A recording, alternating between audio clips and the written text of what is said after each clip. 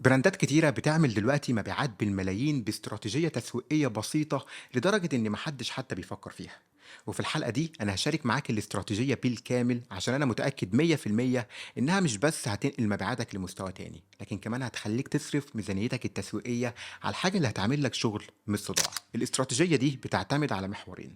أول محور هو الفانلينج، إزاي بتنقل الناس من مجرد مشاهدين إلى عملاء فعليين. وده مهم جدا لأنه بيخليك تعرف وظيفة ودور كل محتوى بتعمله. والمحور التاني هو المحتوى نفسه، الحاجة اللي بتجيب لك عملاء وتبني الثقة وتخلي عميلك يدفع.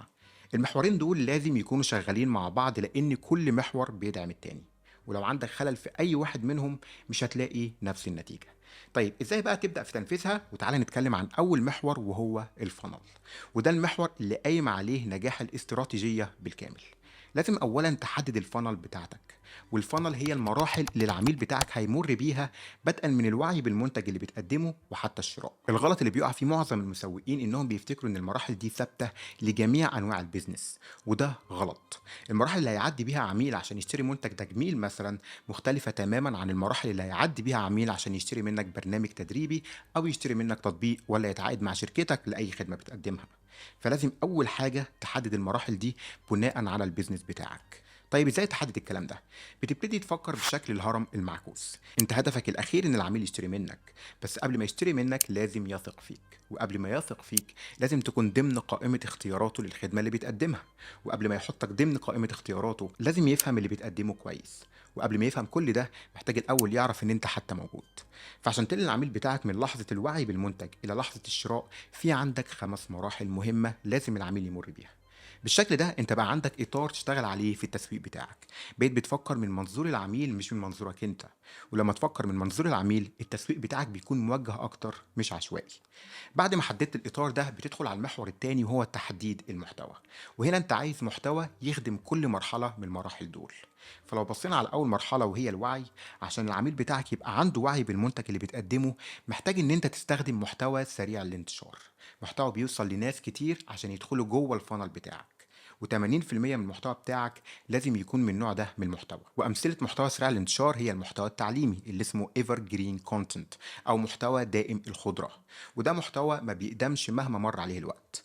مثلا ازاي تعتني ببشرتك في الصيف، السؤال ده مش هيقدم. الناس دايما عايزه تعرف طريقه العنايه بالبشره في الصيف. او مثلا ازاي تختار مستشارك القانوني المناسب، ده برضو مش هيقدم. فلازم تدور على المحتوى دائم الخضره بتاعك لانه هيوصل لناس اكتر. نوع تاني من المحتوى سريع الانتشار هو الستوري تيلينج، قصة شركتك وقصة تأسيسها. دي حاجات الناس بتحب تشوفها وتتعلم منها وتاخد منها إلهام. برضو وجهات النظر الخاصة بالبراند بتاعك، خصوصا لو وجهات النظر دي بتخالف المألوف، زي مثلا لو جيت قلت لك ال AI بيضرك أكتر ما بيفيدك، دي وجهة نظر مخالفة للرأي العام. أو محتوى عن أسرار المهنة أو أساطير الناس مصدقاها وأنت بتصححها، زي لو قلت لك محدش بينجح عشان بيشتغل كتير، ولكن بينجح عشان بيشتغل بذكاء. الناس بتفكر إن الشغل الكتير بيساوي نجاح، لكن أنا جيت هنا وخالفت المألوف ده. عندك برضو محتوى الفريق بتاعك اللي اسمه employee generated content، الناس اللي شغالة معاك، طريقتهم في الشغل، أفكارهم، شخصيتهم، بيئة العمل اللي هم فيها. كل ده محتوى سريع الانتشار وهيخلي الناس تبص على صفحتك وتعرف اللي بتقدمه. وفي خطوتين مهمين جدا هنا. أول خطوة إنك محتاج تحط الليد ماجنت على صفحتك. والليد ماجنت هو عرض بيخليك تاخد ايميل الناس المهتمين بخدمة زي اللي بتقدمها. زي مثلا السوشيال ميديا تحط لينك في البايو الناس تدخل عليه وتسجل بياناتها عشان تاخد حاجة مجانية. ممكن الحاجة دي تكون خصم على أول طلب يعملوه، ممكن تكون أسبوع اشتراك مجاني للخدمة اللي بتقدمها مثلا. المهم يكون العرض مجاني ما يتفوتش، لأن ده اللي هيساعدك تاخد ايميلات للعملاء المحتملين وتنقلهم لمراحل البيع. والخطوة التانية عشان تسرع انتشارك، شوف انهي محتوى ناس اتفاعلت معاه سواء عملت له سيف او شير، وابتدي موله بفلوس عشان يوصل لناس اكتر. لانك طالما لقيت ان في ناس اتفاعلت معاه فعلا، ليه تستنى الالجوريزم لما ممكن تصرف شوية فلوس وتخليه يجيب لك ناس اكتر. بعد ما العميل يدخل الفانل بتاعتك سواء انه بيديك ايميله او بيتابعك، بتدخل على تاني مرحلة وهي مرحلة الفهم. لازم العميل يفهم اللي بتقدمه كويس، يعرف انواع المنتجات اللي بتقدمها واسعارها وخصائص ومكونات كل منتج عندك واماكن شرائها سواء كان ويب سايت ولا متجر.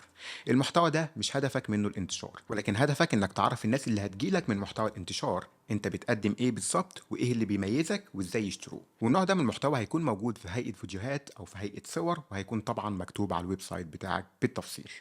تالت مرحلة هي دخولك ضمن اختيارات العميل لفئة المنتج اللي بتقدمه. لو جيت مثلا قلت لك لو عايز تشتري عربية، ايه نوع العربية اللي هتشتريها؟ هتلاقي نفسك بتفكر في مجموعة موديلات، دي قائمة اختياراتك. دي موديلات اوريدي دخلت راسك بناء على سمات واحتياجات معينة، وانت بتقارن ما بينهم.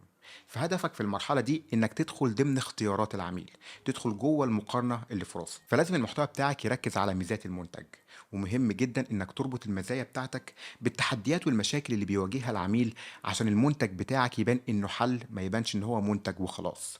فلازم تاخد كل خاصية عندك وتربطها بالمشكلة اللي بتحلها. لازم تزود البرسيفد فاليو او منظور القيمة، بانك تبين ان المنتج بتاعك رخيص جدا مقارنة بالخصائص اللي فيه.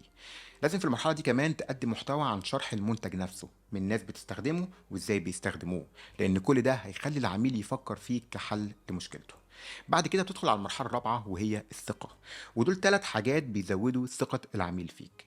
أولا ريفيوز العملاء أو آرائهم، حاول تجمع ريفيوز من عملاء بقدر الإمكان، لو حتى الموضوع هيتطلب منك إنك تقدم لهم شيء مجاني في المقابل. تاني حاجة وجهة نظرك وخبرتك لازم تطلع للعلن، دور على الأسئلة اللي بتدور في راس العملاء وجاوب عليها. اعمل ورشات عمل، اعمل ويبينارز، اطلع لايف، كل دي حاجات بتنمي الثقة. وتالت حاجة خلي الويب سايت بتاعك يبان بروفيشنال، الله يخليك. محدش هيثق في حد الويب سايت بتاعه بطيء ولا الصفحات فيه فاضية. خلي الويب سايت بتاعك محترف وسريع وسهل الاستخدام. بعد ما بنيت الثقة بتدخل على آخر مرحلة وهي مرحلة البيع. وفي المرحلة دي هتعتمد على 3 أنواع من استراتيجيات البيع. أول استراتيجية هي عروض محدودة المدة للناس اللي دخلت الفانل عندك، الناس اللي دخلت إيميلاتها، الناس اللي تابعتك. هتعمل عرض محدود المدة ليهم وتستهدفهم هم بس، سواء بإعلانات ممولة أو بالإيميل.